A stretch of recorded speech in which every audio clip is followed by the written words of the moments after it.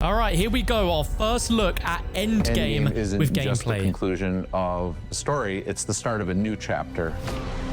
Once you've completed the story, Avalon opens up, gives you the freedom to explore, take on challenges at your own pace, but the city is tough. So Avalon is this massive space, and we want you and your friends to continue to come back here and achieve different goals. So we wanted to continue the campaign in a replayable way. You can play in-game solo or in squads of up to 4. Oh, actual gameplay. Okay, I'm just going to pause this for a moment so we can take a look at the HUD, see what's going on. So there's armor plates, a little bit like Warzone and zombies. They're taking down a Mauler, which looks to be like a HVT boss of a Mangler. We can see the HUD's a little bit different in the bottom right now. We've got an ability and also a grappling hook. Interesting. And then you'll drop into instances of Avalon with up to 32 players. Okay, that looks crazy. Once you've unlocked Endgame, you can bring friends in with you, even if they haven't unlocked it yet, by being the party leader. Okay, that's good. You can play that's really as good. one of the main heroes from the campaign, or you can select a new operator and level them up with skills and abilities. Okay, so this is the same shot where they've just taken down the sort of Mauler, Mangler boss. And I do apologize for pausing, but if there's something important that I think is just going to go by our faces really quick, then I need to point it out. So we can see that there's a power bonus. And for taking that down, we get to select a skill in the bottom of the screen there. So there's an ammo auto refill 1 or fast weapon swap 1. Okay, interesting. As you work towards your end goal. We have intel to discover and some secrets even to uncover inside Avalon. There that looks are cool. 4 zones of difficulty. Okay. And uncovering deeper mysteries will test how strong your operator is. Endgame is about discovery, progression, and carving out your own path in Avalon. This map is really special. The team's been working on it for a really long time. They've designed it to be a cohesive space, but it is absolutely massive. So we have tons of POIs from previous games, tons from Okay, tons from multiplayer. He's just about to say, but where is this from? Is this WMD? It looks like WMD, but like in modern day. That's pretty cool. Multiplayer. Okay, and this is firing range, but that looks crazy. We have maps from Black Ops 2. Okay. He says Black Ops 2. I don't recognize this one. Black Ops 4. Oh, I remember this one from Black Ops 4. That's really cool. And Black Ops 6. You might even find... Damn, we're getting Black Ops 6 remasters already. That's crazy. A little piece of Hazard from Black Ops 1. Some of them you'll experience just as they were. Oh, I recognize that as well. That's really cool. That's a really cool retheming they've done there. It looks really different. Slightly new ways, and then some of them served as inspiration for totally new spaces. So what is a match from start to finish in Endgame? Yeah, let's see. It all starts with picking the abilities. This is the moment you're going to decide how you want to play. One of my favorite abilities is Shadow Break, and it's kind of this area of effect clear. If you have like a bunch of enemies that are shooting at you, you can kind of combo that with like a grapple hook and like close the distance, and then immediately use this, and it will warp all of the enemies out of the area and send them into the sky and killing them all.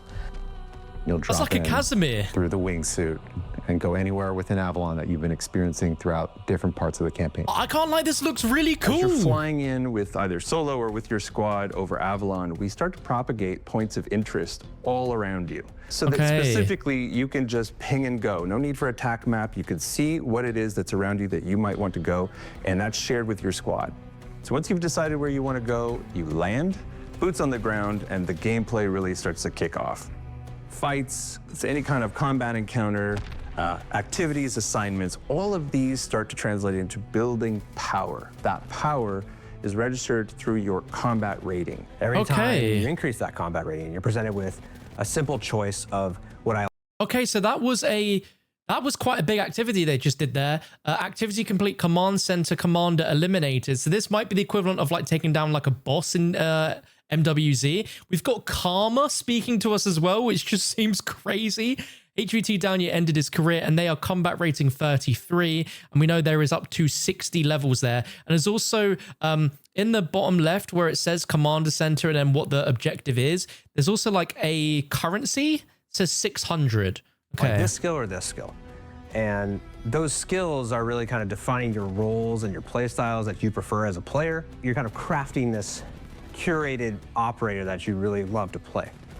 In Endgame, The ultimate goal is to get to Zone 4, and combat rating and the power journey is building towards that. So as you're playing, you're leveling up your combat rating, you're hitting these kind of core milestones at certain levels, so at combat rating 5, 10, etc., where you're increasing your health, your armor, your movement speed, and most essentially, your damage. The first thing you're going to go after Wait, damage 1, 2 times damage. That's crazy. Is combat rating 10. That is your very first damage upgrade. Okay. What that means is you're now ready to push into harder zones. And then, oh, okay. So it makes sense. So you need to be sort of combat rating 10 to then push into zone 2. Then I would assume you need to get to 20 for zone 3, 30 for zone 4. Okay, we're seeing some of the different missions as well. So we've got to escort a dog. once you reach level 60 of your combat rating, you've maxed out yourself as a soldier. And so you've actually fully filled out 3 skill tracks and kind of really defined what this operator is in its final form. Endgame. Wait, we need to go back there. Wait a minute. They were showing us zombies. So we have known that there's going to be zombies in here.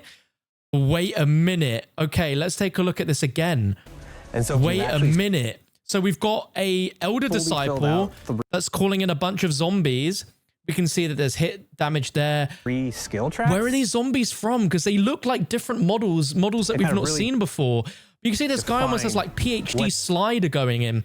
Look at the zombies. This operator is in its final form. That's crazy. So these are called fears.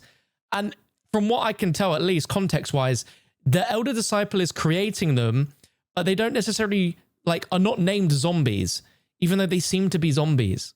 It's really, really interesting. This is in zone 3 as well. Okay. Endgame has 4 escalating zones of difficulty, which means more toxin, more enemies, harder challenges, and better rewards. Okay, so this is cool. So you complete like a contract or an assignment, and then you go up to this sort of box and you get a choice of what you want to take from it. So we've got a self-revive kit, which is classed as legendary, or C4. As soon as you press your operator and completed what you wanted to, you go to we got whoa, there's a doppelgast there. location. You need to hold out. You need to clear the exfil and let it. Yo, this is kind of maybe a little bit like Outbreak, where you call in the exfil and then you have to deal with a bunch of enemies before you can actually leave. But interestingly, when they showed it, they showed zombies again.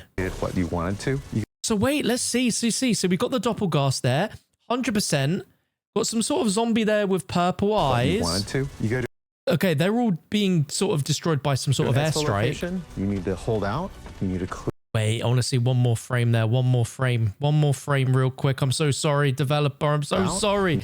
No, it's gone again, but you can see it's very blurry, but there's a doppelgast there, zombies there. You need to clear the exfil and let a VSOL drop and then finally exit the map. Because if you don't make it out, that progress doesn't come with you. And the only thing you take is the experience you learned. As long as you escape alive, Love that. You're going to keep your combat rating. You're going to keep all the weapons and equipment you have, so you can come into the next match and continue exactly where you left off. And for the first time ever for campaign, we have a full camo track. It's looking daily so challenges, MWZ, weekly challenges that can be earned DMZ. both through campaign and endgame. I can't lie. I'm quite impressed with what I'm seeing here. The team's really excited about. This is evolving the campaign experience, and we can't wait for you all to get your hands on it when Black Ops 7 goes live. Oh man, like this looked pretty dang good, but we still have more to look at after this. Showing a full tac map of Avalon, where we have zone 1, where you can start off immediately without any combat rating needed. Zone 2, where the recommended is 10.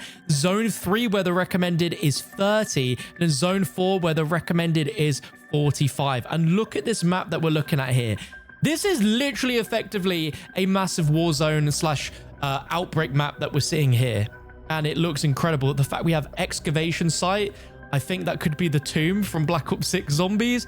Let's see anywhere else that we really recognize. There's a lot of things that have been sort of renamed. Casino is that Black Ops 4 map. Golf Club is the Black Ops 1 map. Firing range, of course, from Black Ops 1.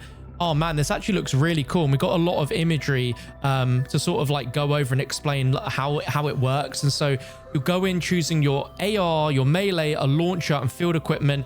Then you've also got 4 operator slots, which is just being blocked by my face there, where you can see each of their combat ratings, their major abilities. Then there's power upgrades based on health, armor, speed, and damage. And then skill tracks to show where they're really sort of being fleshed out, which is so cool. There's a lots of major abilities. You've got Ballistic Shell, Active Camo, Hand Cannon, Crash Cart, Vision Pulse, War Machine, Shadow Break, Drone Pod. You've got minor abilities as well, Grappling Hook, Portal Grenade. So that explains what we saw in the HUD. Kinetic Jump, where it's the massive jump. Flicker, Supply Link, Black Hat. Then here we got the skill tracks. So that's really cool. So yes, you can be able to reload speed faster, faster replating, faster weapon swap, ammo auto refill, aiming expert. You'll be able to choose between all of these options, and they're going to explain all of that. I can't lie, this looks pretty dang good. Honestly, really good. Part of me was worried that they weren't showing too much of this because they weren't confident in it, or that it just wasn't going to be very good. But it looks very much a completely different story here. This looks really good. But let me know what you guys think about Endgame in the comment section down below. Are you going to be playing it? I'm going to be covering it here on the channel when this game releases later this week. So be sure to subscribe, turn on the bell so you don't miss out on anything.